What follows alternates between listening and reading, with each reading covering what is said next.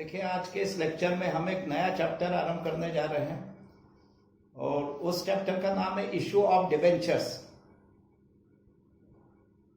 जैसे इसके पहले हमने जो चैप्टर पढ़ा था उस चैप्टर का नाम था इशू ऑफ शेयर्स, वैसे ये इशू ऑफ डिबेंचर्स है। डिबेंचर्स भी एक तरह से कंपनी का कैपिटल हासिल करने के लिए एक सोर्स है।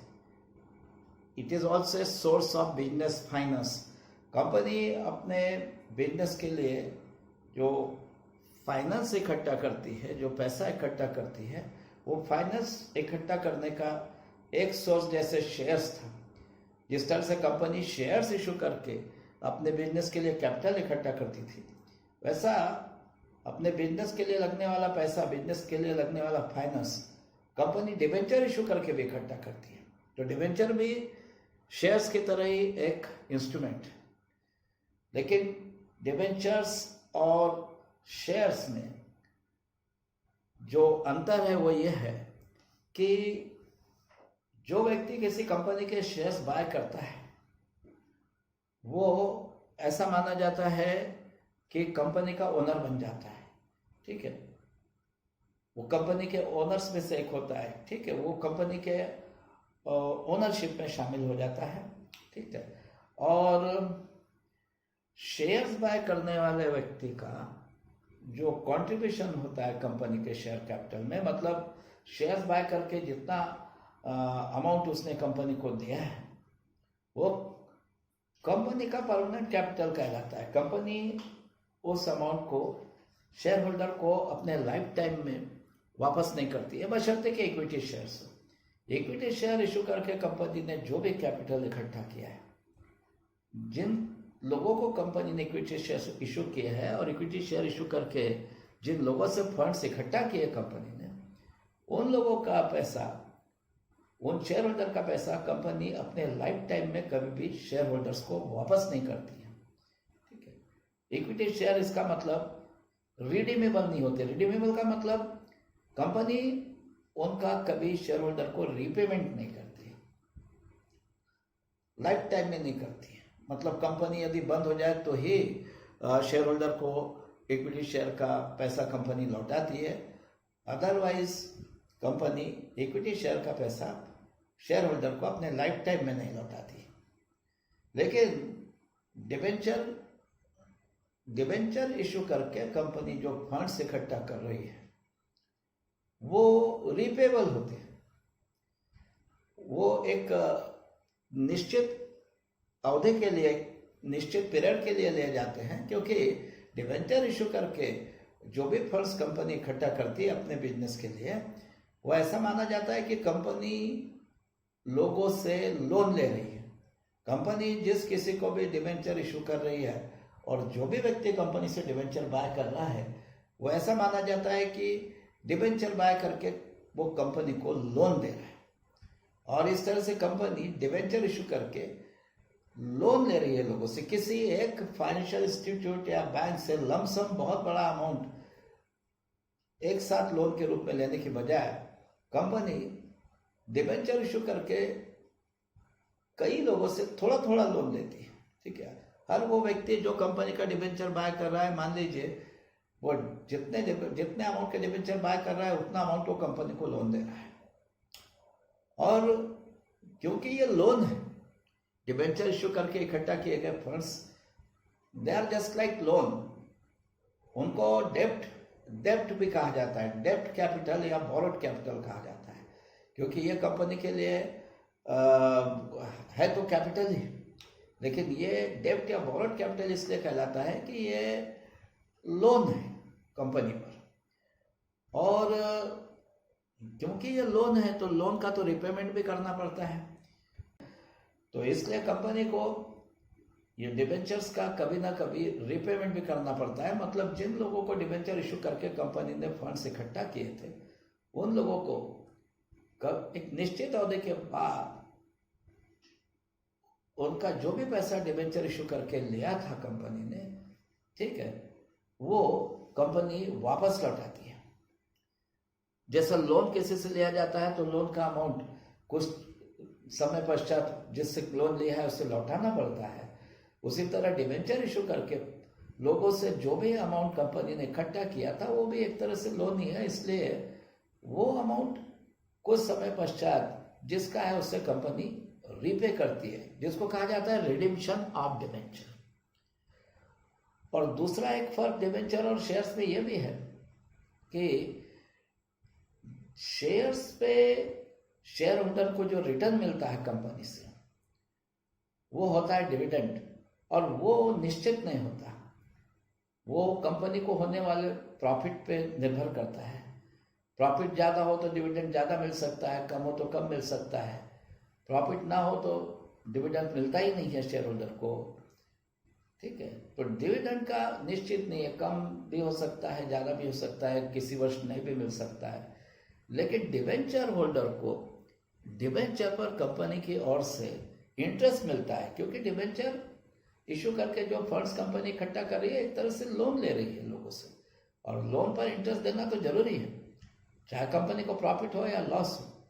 तो डिबेंचर पे डिबेंचर होल्डर को एक फिक्स रेट से इंटरेस्ट दिया जाता है, ठीक है। और ये रेट डिबेंचर इशू करते समय कंपनी डिक्लेयर कर देती है कि इन डिबेंचर्स पे किस रेट से इंटरेस्ट दिया जाएगा, और उस रेट से डिबेंचर होल्डर को प्रतिवर्ष एवरी ईयर इंटरेस्ट मिलता ही है, चाहे कंपनी को किसी वर्ष लॉस हो या प्रॉफिट हो। प्रॉफिट ज़्यादा हो या कम हो, प्रॉफिट हो या लॉस हो, डिबेंचर होल्डर को एक फिक्स रेट से एवरी ईयर इंटरेस्ट मिलता ही है। और डिबेंचर होल्डर को जो भी अमाउंट उन्होंने डिबेंचर बाय करके कंपनी को प्रदान किया है, वो अमाउंट कभी ना कभी कंपनी वापस भी लौटाती है, उसका रिपेमेंट भी करती है, जिसको कहा जाता है रिडिम्पशन। अब ये शेयर्स और डिबेंचर्स में ये अंतर है, ये डिफरेंस है, पर आफ्टर ऑल शेयर्स और डिबेंचर्स ये दोनों भी कंपनी के लिए कैपिटल इकट्ठा करने के साधन हैं, ये फाइनेंस इकट्ठा करने के सोर्सेस हैं, और इनको दोनों को इश्यू करने का जो तरीका है कंपनी का वो बिल्कुल सेम होता है, ठीक है। जिस तरह कंपनी शेयर्स इश्यू करती है उसी तरह से कंपनी डिबेंचर भी इश्यू करती है।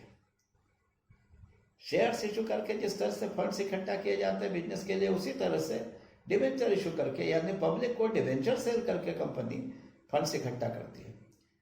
तो इन दोनों का इश्यू ऑफ शेयर्स और इश्यू ऑफ डिबेंचर का जो अकाउंटिंग का तरीका है कंपनी के बुक्स में वो लगभग सेम है, एंट्रीज भी लगभग सेम है।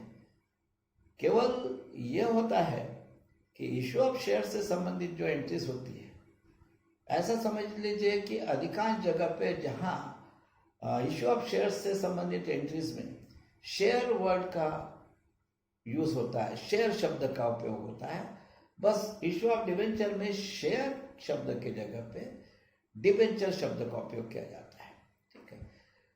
अधिकांश जगहों पे यही होता है कि शेयर वर्ड को हटा के डिबेंचर शब्द का उपयोग करना पड़ता है, बाकी एंट्रीज लगभग सेम होती है, ठीक है। जैसे इश्यू ऑफ शेयर्स के चैप्टर में आप लोग जानते हो कि फर्स्ट एंट्री मतलब जब कंपनी शेयर के लिए एप्लीकेशन इनवाइट करती है और एप्लीकेशन के साथ कुछ पैसा भी लेती है लोगों से, जो प्रोस्पेक्टिव बायर्स होते हैं शेयर्स के, वो शेयर बाय करने के लिए एप्लीकेशन के साथ कुछ मनी कंपनी के बैंक अकाउंट में जब डिपॉजिट करते हैं तो उस समय कैसी एंट्री होती है, bank account debit to share application account. तो डिबेंचर में भी उसी तरह की एंट्री होती है। जब डिबेंचर बाय करने के लिए प्रोस्पेक्टिव बायर्स कंपनी के बैंक अकाउंट में अपने एप्लीकेशन के साथ एप्लीकेशन मनी कुछ पैसा जमा करते हैं, तो जिस तरह एप्लीकेशन मनी के रिसीव होने की एंट्री कंपनी के बुक्स में शेयर्स के संबंध में होती थी, वैसे ही एंट्री डिबेंचर के संबंध में भी होती है। बस शेयर्स के संबंध में एंट्री होती थी bank account debit to equity share application account, और डिबेंचर के संबंध में इक्विटी शेयर शब्द को हटा के वहां हम लिख देंगे डिबेंचर, मतलब bank account debit to debenture application account.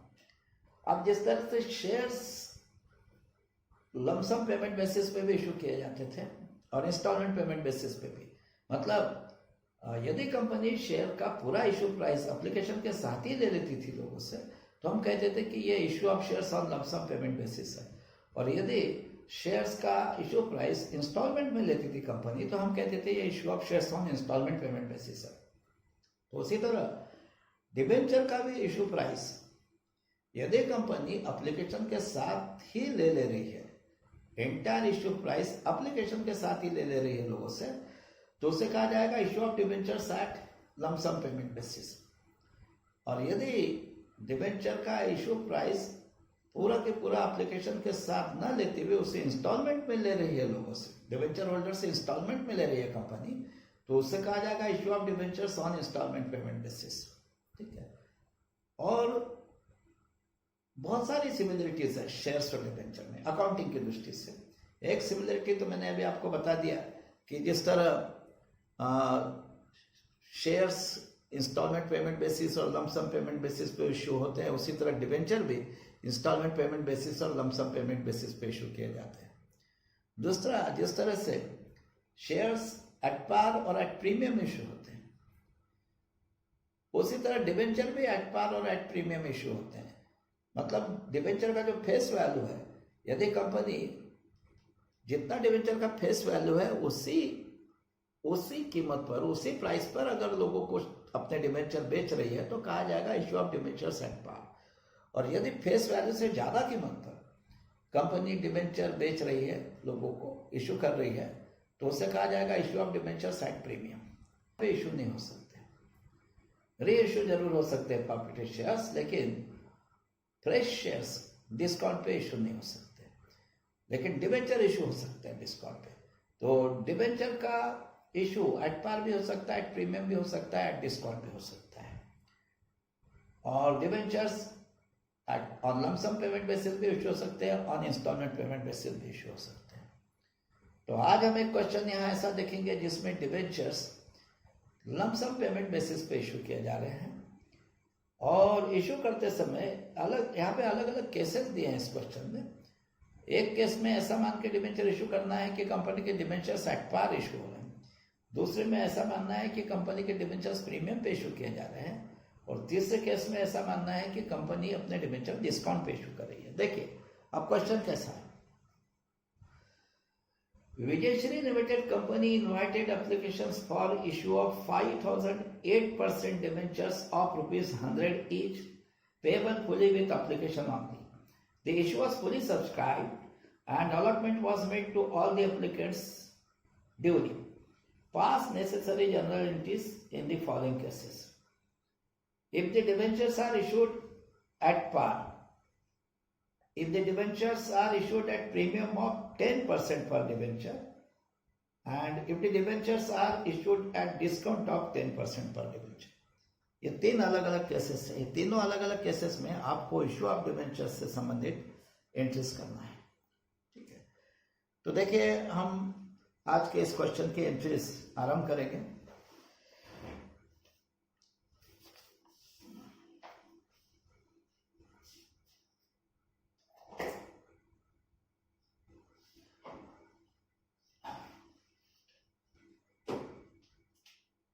हम पहले फर्स्ट केस में एंट्रीज करेंगे, मतलब when debentures are issued at par, जब डिबेंचर्स एट पार इशू हो रहे हैं उस समय किस तरह की एंट्री होती है, ये हम पहले देखेंगे। मतलब केस 1 में हम पहले एंट्री करेंगे। तो मैं यहाँ हेडिंग दे देता हूं केस 1, when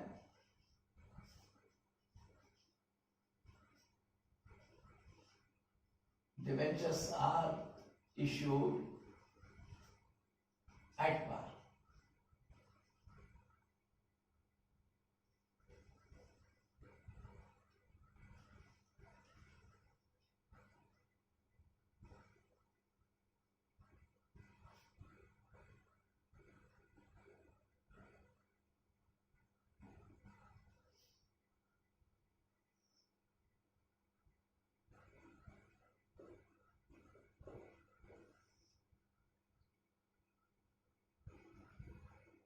देखिए, अब यहां पे ऐसा बताया गया क्वेश्चन में कि कंपनी 5000 डिवेंचर्स इशू कर रही है और वो भी लमसम पेमेंट बेसिस पे। एक एक डिवेंचर की फेस वैल्यू 100 और वहां कहा गया है कि पूरा 100 रुपीज एप्लीकेशन के साथ ही पेबल है। इसका मतलब कंपनी डिवेंचर का पूरा 100 रुपीज, एक एक डिवेंचर का 100 रुपीज लोगों से एप्लीकेशन के साथ ही मंगवा रही है।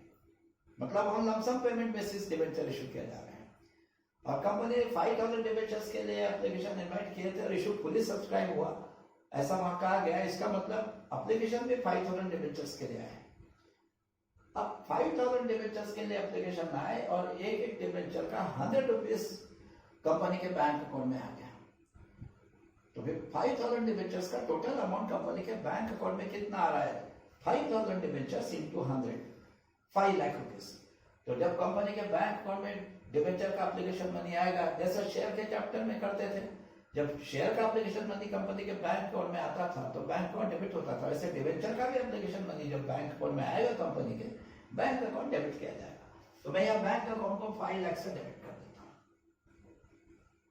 Bank account debit 5।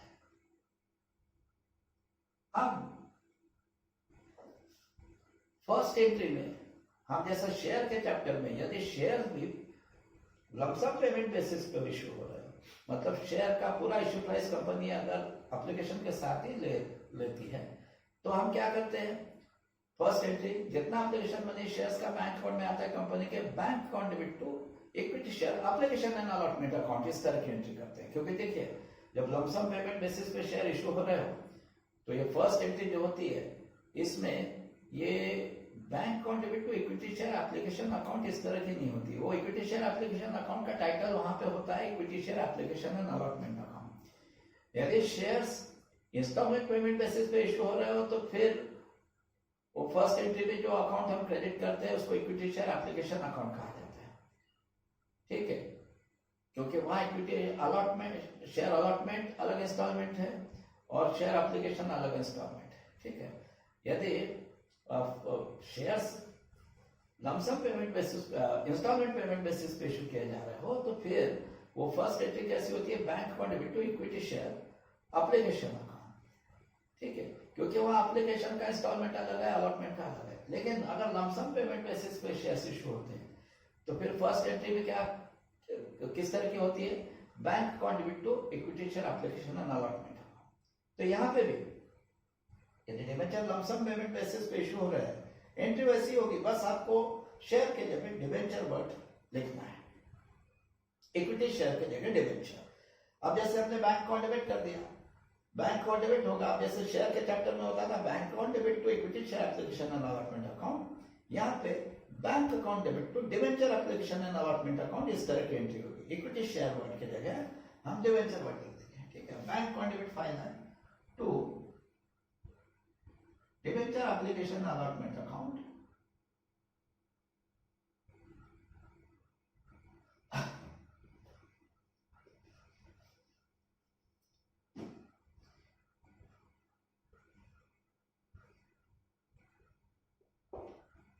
टू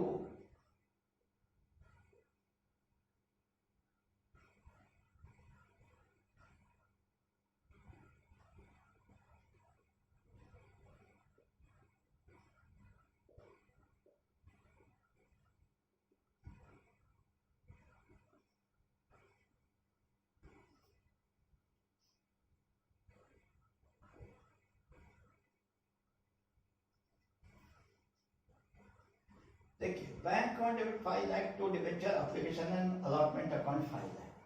ठीक है, ये फर्स्ट एंट्री होगी। इसका नरेशन कैसा लिखेंगे? Being application money received.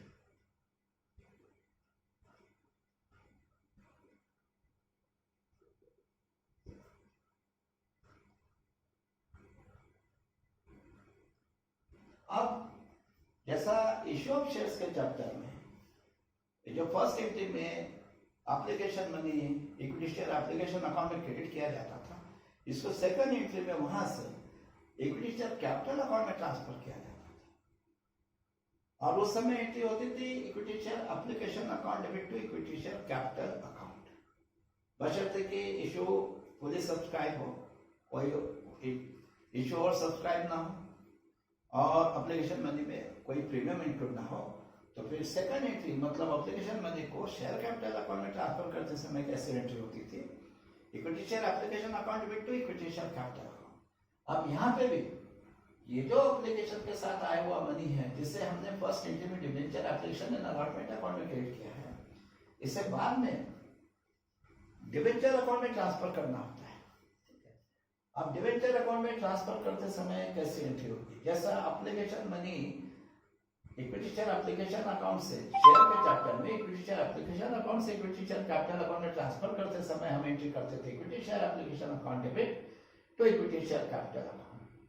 वैसा यहाँ ये डिबेंचर का application money debenture application and allotment account से जब डिबेंचर अकाउंट में ट्रांसफर किया जाएगा तो फिर एंट्री होगी debenture application and allotment account debit to debentures account.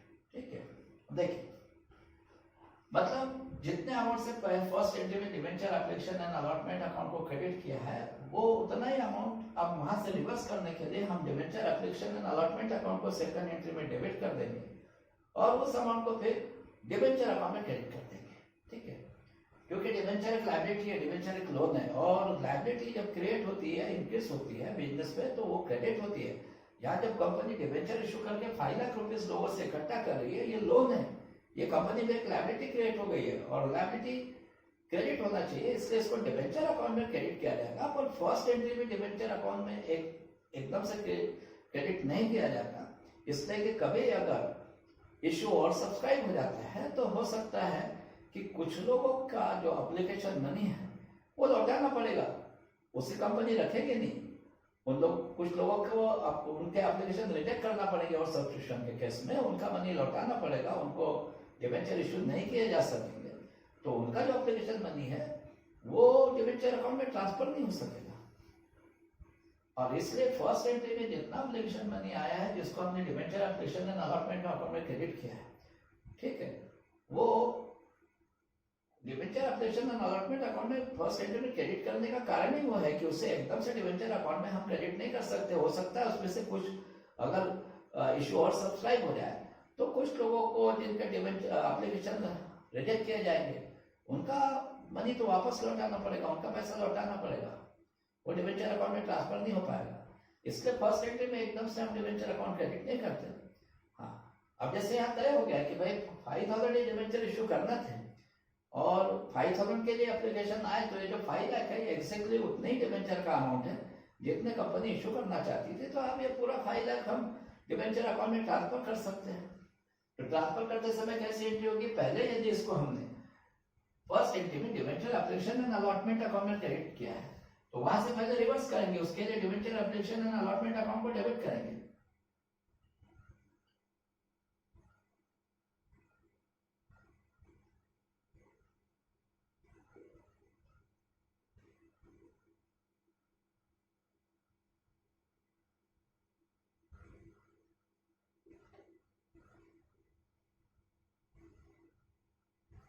देखिए debenture application and allotment account debit file है और अब इसे हम डिबेंचर अकाउंट में क्रेडिट करते हैं। अब यहाँ पे ये डिबेंचर का जो रेट ऑफ इंटरेस्ट है वो बताया गया है 8%। जो 8% डिबेंचर लिखा गया है ये दरअसल डिबेंचर 8% ये डिबेंचर का रेट ऑफ इंटरेस्ट है, इस रेट से कंपनी डिबेंचर होल्डर को इंटरेस्ट देगी। ये डिबेंचर का जो रेट ऑफ इंटरेस्ट डिबेंचर्स के साथ लिखा हुआ है इसे ऐसा ही लिखना होता है, मतलब वो डिबेंचर का नाम ही ऐसा 8% डिबेंचर। ठीक है, तो फिर यहाँ पे जब हम डिबेंचर अकाउंट क्रेडिट करेंगे तो यहाँ लिखेंगे 8% डिबेंचर अकाउंट, क्योंकि कंपनी कई बार अलग अलग रेट ऑफ इंटरेस्ट के अलग अलग टाइप के डिबेंचर इशू करती है। अब उनका रेट ऑफ इंटरेस्ट यदि अलग अलग है तो सारे जितने भी डिबेंचर अलग अलग रेट के इशू किए सबके अकाउंट सेपरेट होना चाहिए। ठीक है, तो आइडेंटिफाई होना चाहिए कि ये कौन सा ये जो डिबेंचर का अकाउंट है किस रेट ऑफ इंटरेस्ट के डिबेंचर है। इसके लिए डिबेंचर अकाउंट लिखते समय उसके साथ रेट ऑफ इंटरेस्ट भी लिखना चाहिए। जैसे यहाँ क्वेश्चन में दिया था कि कंपनी जो डिवेंचर इशू कर रही है 8% डिवेंचर, मतलब इनका रेट ऑफ इंटरेस्ट 8% है, तो यहाँ लिखते समय लिखना पड़ेगा 8% डिवेंचर अकाउंट, ठीक है, क्योंकि हो सकता है कंपनी इसके बाद और कोई डिवेंचर इशू करे जो 10% रेट ऑफ इंटरेस्ट के हो, तो फिर उनका अकाउंट सेपरेट रहेगा 10% डिवेंचर अकाउंट। ये 8% वाला है तो इनका अकाउंट सेपरेट रहेगा, तो जब डिवेंचर अकाउंट क्रेडिट करोगे वहां सामने लिखना पड़ेगा 8% डिवेंचर अकाउंट। तो देखिए अब एंट्री कैसी हो गई, पहले मैं नरेशन लिख देता हूं इसका, being application money transfer to debentures account.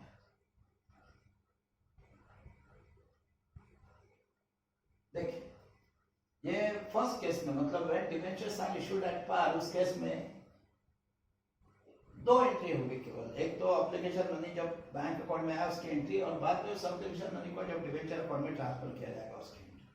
और वो दोनों एंट्री कैसी होगी, first entry bank account debit 5 lakh to debenture application and allotment account 5 lakh being application money receive, और फिर ये debenture application and allotment account में जो 5 लाख क्रेडिट किया है एप्लीकेशन मनी, उससे बाद में जब डिवेंचर्स का अलॉटमेंट होने के बाद जब डिवेंचर अकाउंट में ट्रांसफर किया जाएगा उस समय इस तरह की एंट्री होगी, debenture application and allotment account debit 5 lakh to 8% debenture account 5 lakh, ठीक है, being application money transfer to debenture account, ठीक है। ये जब एप्लीकेशन मनी जो फर्स्ट एंट्री में आप debenture application and allotment account में क्रेडिट कर रहे हो, इसको जब सेकंड एंट्री में डिवेंचर अकाउंट में ट्रांसफर करना है तो पहले उसे डिवेंचर एप्लीकेशन अलॉटमेंट अकाउंट से रिवर्स करने के लिए debenture application and allotment account debit करना होगा, क्योंकि पहले उसे 5 लाख के अमाउंट को हमने debenture application and allotment account में क्रेडिट किया है, वहां से डिवेंचर अकाउंट में अगर ट्रांसफर करना है तो पहले debenture application and allotment account से रिवर्स करने के लिए debenture application and allotment account को डेबिट करेंगे हम 5 लाख से, और फिर डिवेंचर अकाउंट में 5 लाख क्रेडिट करेंगे, ठीक है। अब ये दो एंट्रीज हो गई केस नंबर 1 में जहां डिवेंचर्स एट पार इशू है, ठीक है।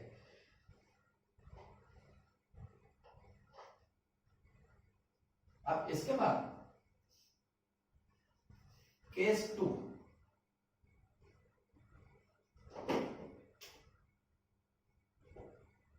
when debentures are issued at premium of 10%.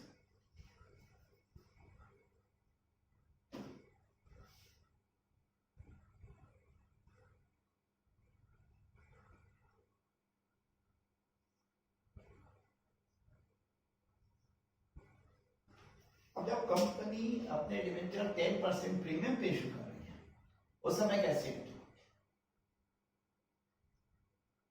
देखिए फर्स्ट एंट्री में डेबिट होने वाले अकाउंट और क्रेडिट होने वाले अकाउंट वही रहेंगे, bank account debit to debenture application and allotment account, बस अमाउंट चेंज हो जाएगा क्योंकि यहाँ कंपनी अपना डिवेंचर 10% प्रीमियम पे इशू कर रही है। एक डिवेंचर की फेस वैल्यू है 100 और 10% उस पर प्रीमियम है, तो 100 का 10% मतलब 10 रुपीज प्रीमियम है, तो फिर इशू प्राइस कैसी हो गई, face value ₹100 plus premium ₹10, 100 plus 10, 110 rupees एक डिवेंचर का इशू प्राइस है, यानी कंपनी अपना एक डिवेंचर 110 रुपीज में बेच रही है। तो जब 5000 डिवेंचर्स के लिए एप्लीकेशन आए हैं कंपनी के पास, तो फिर 5000 डिवेंचर का एप्लीकेशन मनी कितना आ रहा है कंपनी के बैंक अकाउंट में, एक डिवेंचर का 110 आ रहा, तो 5000 डिवेंचर का 5000 इंटू 110 5,50,000 आ रहा है उस केस में, तो फिर बैंक अकाउंट डेबिट 5,50,000 से होगा और डिवेंचर एप्लीकेशन और अलॉटमेंट अकाउंट को क्रेडिट पे हम करेंगे 5,50,000। उस केस में bank account debit 5,50,000 to debenture application and allotment account 5,50,000, इस तरह की एंट्री होगी, ठीक है। और यहां लिखना होगा being application money received with premium,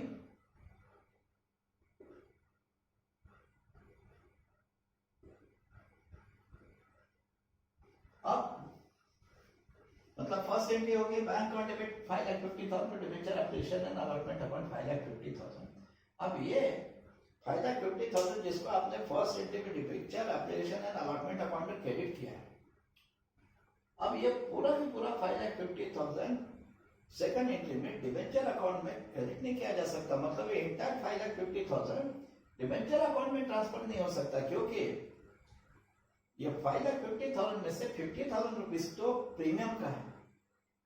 असल में जो डिवेंचर इशू किए गए 5,000, उनका face value 100 rupees per debenture के हिसाब से ऑनली 5 लाख है, और डिवेंचर अकाउंट कभी भी फेस वैल्यू से क्रेडिट होता है।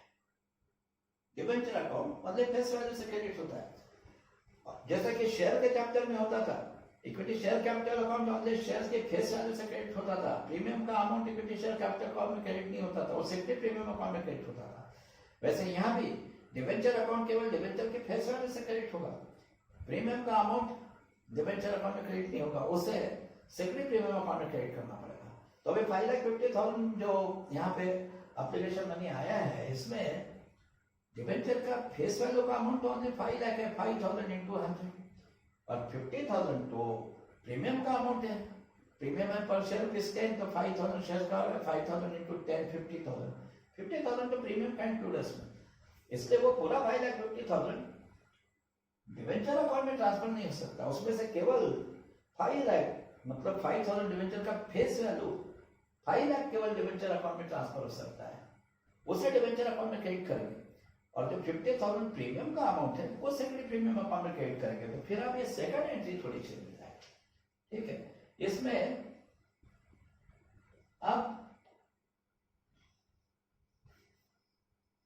Debenture application and allotment account को दो, जितने अमाउंट को फर्स्ट एंट्री में क्रेडिट किया था उतने अमाउंट से डेबिट करेंगे 5,50,000 से, क्योंकि वो 5,50,000 जो पहले वहां क्रेडिट किया है debenture application and allotment account में, वो सेकंड एंट्री में वहां से रिवर्स करने के लिए debenture application and allotment account को डेबिट करना पड़ेगा, क्योंकि अब इसमें से 5 लाख तो डिवेंचर अकाउंट में ट्रांसफर होगा और 50,000 सेक्रेटरी में। तो पहले उसे debenture application and allotment account से रिवर्स करने के लिए पहले एंट्री में हमने debenture application and allotment account को 5,50,000 क्रेडिट किया था, वहां से उसे रिवर्स करने के लिए आप सेकंड एंट्री में पहले डिवेंचर एप्लीकेशन अलॉटमेंट अकाउंट को हम 5,50,000 से डेबिट भी कर देंगे। Debenture application and allotment account में 5,50,000, और इसमें से मैंने बताया ओनली फेस वैल्यू 5,000 डिवेंचर का फेस वैल्यू रुपीज 100 पर डिवेंचर के हिसाब से 5 लाख वो डिवेंचर अकाउंट में क्रेडिट करेंगे, और जो प्रीमियम का अमाउंट है 5,000 डिवेंचर्स का, ठीक है, रुपीज 10 पर डिवेंचर के हिसाब से 50,000 वो सेकेंडरी प्रीमियम अकाउंट में क्रेडिट करना पड़ेगा, उसको सेकेंडरी प्रीमियम अकाउंट में क्रेडिट कर देंगे।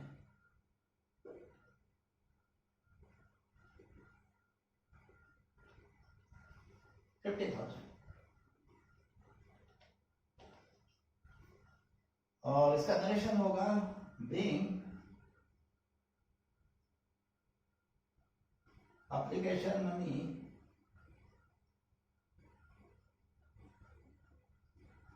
Transferred to debentures account and security premium account.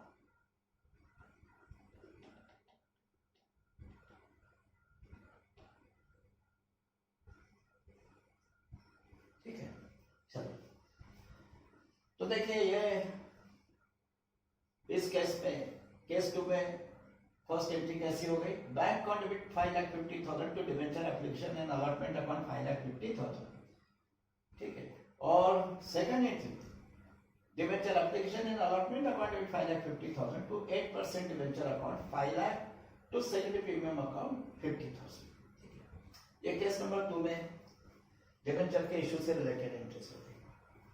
अब केस 3 में क्वेश्चन में ऐसा कहा गया है कि कंपनी अपने डिवेंचर्स 10% डिस्काउंट पे इशू कर रही है, when debentures are issued at discount of 10%।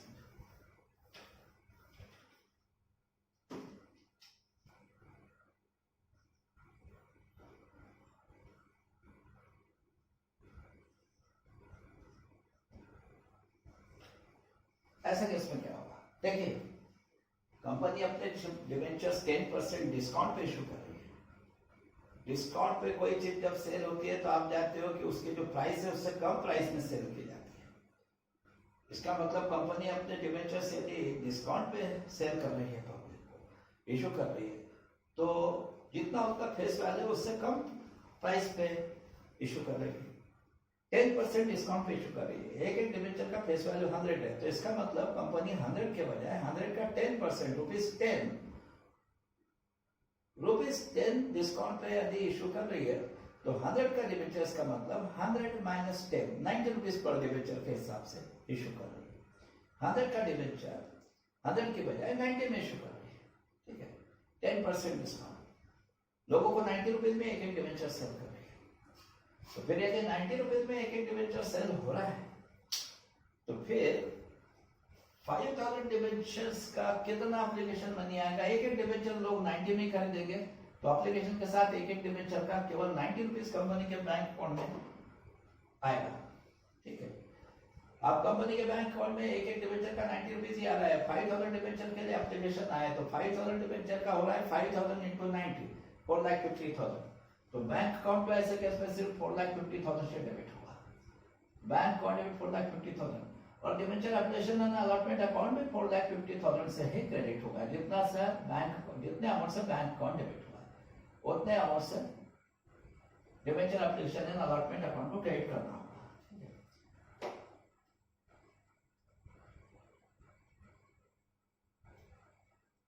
Being application money received,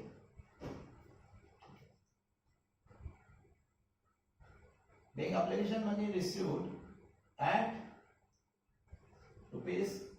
₹90 per debenture, ठीक है। अब इस केस में फर्स्ट एंट्री तो bank contribute 4,50,000 to debenture application and allotment account 4,50,000 ऐसे। अब सेकंड एंट्री में आप पहले तो हमेशा की तरह जितने अमाउंट से फर्स्ट एंट्री में debenture application and allotment account को क्रेडिट किया है, उतने अमाउंट से उसे सेकंड एंट्री में डेबिट कर देंगे। फर्स्ट एंट्री में यदि उस अकाउंट को 4,50,000 से क्रेडिट किया है, तो हम उसको सेकंड एंट्री में 4,50,000 से पहले डेबिट कर देते हैं। यह तो हम हमेशा ही करते हैं। Debenture application and allotment account debit 4,50,000, पर यहाँ लोगों ने, पब्लिक ने कंपनी का एक एक डिवेंचर भले ही 100 के बजाय 90 में खरीदा, क्योंकि कंपनी ने 90 में बेचा, पर फिर भी माना ऐसा जाएगा कि हर डिवेंचर होल्डर का जो पर डिवेंचर मतलब हर डिवेंचर होल्डर ने एक एक डिवेंचर खरीद के कंपनी को जो लोन दिया है, मैंने पहले बताया कि कंपनी पब्लिक को डिवेंचर सेल करके जो अमाउंट इकट्ठा कर रही है, वो एक तरह से लोन ले रही है। तो भले कंपनी ने एक एक डिवेंचर 90 में बेचा पब्लिक को, एक एक डिवेंचर 90 में इशू किया, डिवेंचर होल्डर ने एक एक डिवेंचर 90 में ही लिया कंपनी से, पर माना यह जाएगा कि पर डिवेंचर हर डिवेंचर होल्डर ने कंपनी को 100 रुपीज का लोन दिया है, क्योंकि कंपनी रिडीम्पशन के समय, इनके रीपेमेंट के समय एक एक डिवेंचर का हर डिवेंचर होल्डर को पूरा 100 रुपीज लौटा है। पहले बेचते समय, इशू करते समय कंपनी ने एक एक डिवेंचर 90 में ही दिया है, लेकिन जब रिपे करी डिवेंचर होल्डर को, तो हर डिवेंचर का 100 रुपीज रिपे करेगी। मतलब कंपनी की जो लायबिलिटी डिवेंचर इशू करते समय क्रिएट हो रही है, वो पर डिवेंचर 100 के अनुसार 5,000 डिवेंचर की 5 लाख की लायबिलिटी क्रिएट हो रही है। भले एक एक डिवेंचर इशू करके कंपनी ने हासिल किया केवल 4,50,000, पर जब रीपेमेंट करेगी तो 5 लाख का करना पड़ेगा। लायबिलिटी 5 लाख की क्रिएट हो रही है, और लायबिलिटी इस लायबिलिटी का नाम ही है डिवेंचर्स। और यदि ये 5 लाख की लायबिलिटी डिवेंचर इशू करने के कारण क्रिएट हो रही है, तो फिर डिवेंचर अकाउंट ऑफ 5 लाख से मतलब 5,000 डिवेंचर के फेस वैल्यू से क्रेडिट करना पड़ेगा। क्यों? डिवेंचर अकाउंट क्रेडिट इसलिए किया जाता है कि डिवेंचर इशू करने पे कंपनी की लायबिलिटी क्रिएट होती है, और लायबिलिटी क्रिएट होती है, इंक्रीज होती है तो क्रेडिट होती है, इसलिए डिवेंचर अकाउंट क्रेडिट किया जाता है, ठीक है। अब यहाँ पे क्योंकि लायबिलिटी तो 5 लाख की क्रिएट हो रही है, तो फिर डिवेंचर अकाउंट कंपनी 5 लाख से क्रेडिट करेगी। पर अब प्रश्न यह है कि क्योंकि कंपनी ने जब डिवेंचर इशू किए तो एक एक डिवेंचर 90 में बेचा, इसलिए कंपनी के बैंक अकाउंट में 4,50,000 ही आया। हमने बैंक अकाउंट को 4,50,000 क्रेडिट किया फर्स्ट एंट्री में, और debenture application and allotment account को भी 4,50,000 से क्रेडिट किया। और उतना ही अमाउंट फिर हम सेकंड एंट्री में debenture application and allotment account में डेबिट कर रहे हैं 4,50,000। तो इनके अगेंस्ट में आप डिबेंचर अकाउंट को 5 लाख से क्रेडिट करें तो 50,000 का तो डिफरेंस आ रहा है। वो 50,000 का डिफरेंस इसलिए आ रहा है कि कंपनी ने एक डिबेंचर 10 रुपीज डिस्काउंट इशू किया, जिसके कारण 5,000 डिबेंचर पे डिस्काउंट का अमाउंट हो रहा है 50,000। वो 50,000 जो डिस्काउंट का अमाउंट है वही डिफरेंस क्रिएट कर रहा है और वो कंपनी के लिए लॉस है, क्योंकि कंपनी ने जो डिबेंचर इशू करके पब्लिक से 4,50,000 इकट्ठा किया था, उन्हीं डिबेंचर का जब रीपेमेंट करेगी कंपनी तो 5 लाख रुपीज का रीपेमेंट करना पड़ेगा। इस तरह कंपनी को 50,000 का लॉस होगा। ये लॉस कंपनी जो डिबेंचर इशू कर डिस्काउंट पे इशू कर रही है, ये लॉस क्यों हो रहा है? कंपनी डिबेंचर डिस्काउंट पे इशू कर रही है, उसके कारण ये लॉस हो रहा है। और लॉस है एक्सपेंडिचर हम डेबिट करते हैं, हमारा रूल है debit all expenses and losses. तो इस लॉस को भी हम कहीं ना कहीं डेबिट करेंगे। कहां डेबिट करेंगे? तो इस लॉस को, क्योंकि जब आपने यहाँ पे debenture application and allotment account को 4,50,000 से डेबिट किया और इसके अगेंस्ट में डिबेंचर अकाउंट को फेस वैल्यू यानी 5,000 डिबेंचर के एंटायर फेस वैल्यू 5 लाख से क्रेडिट करना है, तो 50,000 डेबिट में कम कर रहा है। ये डिफरेंस मिटाने के लिए कोई अकाउंट आपको 50,000 से डेबिट करना होगा और वो 50,000 डिबेंचर डिस्काउंट पे इशू करने के कारण होने वाला लॉस हम डेबिट करते, तो उसे हम यहाँ पे discount on issue of debenture account में डेबिट कर देंगे। तो ये जो 50,000 से डिफरेंस क्रिएट हो रहा था, डेबिट में 50,000 कम पड़ रहे थे, तो वो 50,000 का डिफरेंस मिल जाएगा। किस तरह? देखिए, अब हमने debenture application and allotment account को तो डेबिट कर दिया 4,50,000 से। अब हम ये जो 50,000 का लॉस हो रहा है डिबेंचर डिस्काउंट पे इशू करने के कारण कंपनी को, मैंने पहले बताया लॉस से एक्सपेंसेस डेबिट किए जाते हैं, तो इसको हम डेबिट करेंगे। और कहां डेबिट करेंगे ये भी मैंने बताया, इसे discount on issue of debenture account में हम डेबिट करेंगे। तो मैं यहाँ discount on issue of debenture account debit कर देता हूं।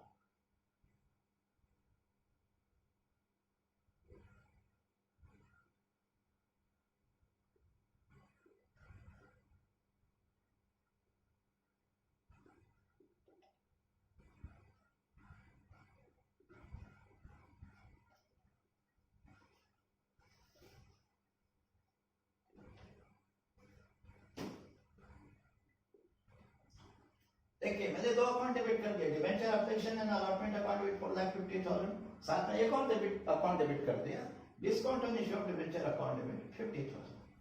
अब दो अकाउंट मैंने इस एंट्री में डेबिट कर दिए, एक 4,50,000 से दूसरा 50,000 से, तो इस एंट्री में डेबिट की टोटल हो गई 5 लाख। अब मैं ये दो अकाउंट के अगेंस्ट में डिबेंचर अकाउंट को 5 लाख से क्रेडिट कर सकता हूं, जो कि मैंने पहले बताया कि यदि 5,000 डिबेंचर इशू हो रहा है तो डिबेंचर अकाउंट उनके फेस वैल्यू से क्रेडिट होगा और वो हो रही है 5 लाख। तो अब मैं ये दो अकाउंट के अगेंस्ट में डिबेंचर अकाउंट को 5 लाख से क्रेडिट कर दूंगा। तो 8%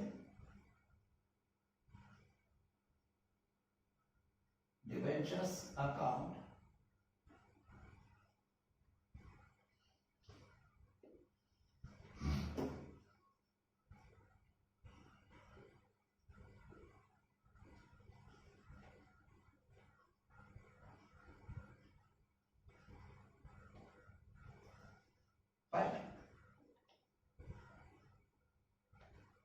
अब देखिए कोई डिफरेंस नहीं है। Debenture application and allotment account with 4,50,000, discount on issue of debenture account with 50,000 to 8% debenture account 5 lakh. Debit credit दोनों इक्वल होगा इस एंट्री। तो अब केस 3 जब डिबेंचर डिस्काउंट पे इशू हो रहा है उस समय कैसे एंट्री हो रही है? बैंक अकाउंट विद 4,50,000 तो debenture application and allotment account 4,50,000। ये 4,50,000 कहां से आया? एक डिबेंचर कंपनी ने 10% डिस्काउंट पे यानी 100 का डिबेंचर 90 में बेचा थे। डिबेंचर होल्डर्स को एक डिबेंचर कंपनी ने 90 रुपीज में इशू किया। तो 5,000 डिबेंचर इशू करके 5,000 इंटू 90 4,50,000 ही कंपनी के बैंक अकाउंट में है। तो बैंक अकाउंट विद 4,50,000 तो debenture application and allotment account 4,50,000। लेकिन बाद में क्योंकि हमें डिबेंचर तो फेस वैल्यू से डिबेंचर अकाउंट को तो फेस वैल्यू से क्रेडिट करना था, क्योंकि भले ही कंपनी ने डिवेंचर इश्यू करके 4,50,000 के फंड्स इकट्ठा किया, लेकिन ये जो डिवेंचर इश्यू किया है कंपनी ने, ये कंपनी पे 5 लाख की लायबिलिटी क्रिएट कर रहा है, क्योंकि कंपनी जब इनका रिपेमेंट करेगी तो एक एक डिवेंचर का 100 रुपीज ही लौटाना होगा कंपनी को, डिवेंचर होल्डर को। तो 5,000 डिवेंचर का 5,000 into 100 लायबिलिटी तो 5 लाख की क्रिएट हो रही है। तो फिर डिवेंचर अकाउंट तो 5 लाख से मतलब फेस वैल्यू से क्रेडिट करना पड़ेगा। फिर हमने सेकंड एंट्री में क्या किया, फर्स्ट एंट्री में जितने अमाउंट से debenture application and allotment account को क्रेडिट किया था उतने से पहले डेबिट कर दिया। Debenture application and allotment account debit 4,50,000। और ये डिवेंचर एक एक डिवेंचर 10 रुपीज डिस्काउंट पे इशू कर दिया, कारण कंपनी को पर डिवेंचर 10 रुपीज का लॉस हो रहा था। 5,000 डिवेंचर पे टोटल 50,000 का लॉस हो रहा था। वो लॉस जो है हमने उसको discount on issue of debenture account में डेबिट कर दिया। Discount on issue of debenture account debit 50,000। और जैसा मैंने बताया कि 5,000 डिवेंचर इशू है तो कंपनी की लायबिलिटी तो 5,000 डिवेंचर्स के प्रति 5 लाख की क्रेडिट हो रही है, फेस वैल्यू जितनी उतनी।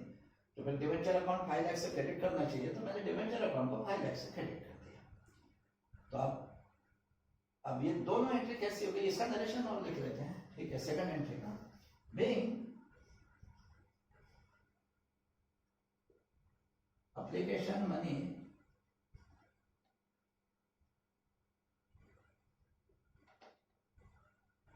transferred to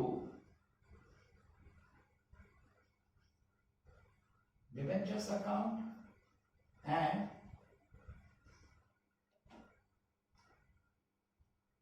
discount on issue of debenture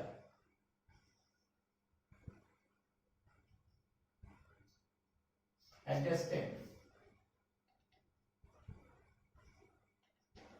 देखिए मैं दोनों एंट्री में से आपको पढ़कर बता देता हूँ।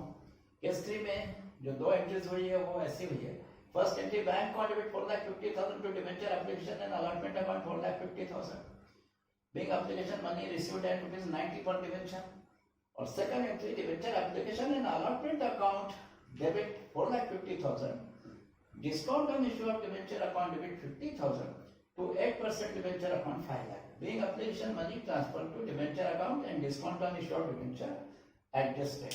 चलिए आज के इस क्वेश्चन के तीनों केस में डिवेंचर के इशू से रिलेटेड एंट्रीज समाप्त हुई। इसी के साथ ये लेक्चर समाप्त होता है। धन्यवाद।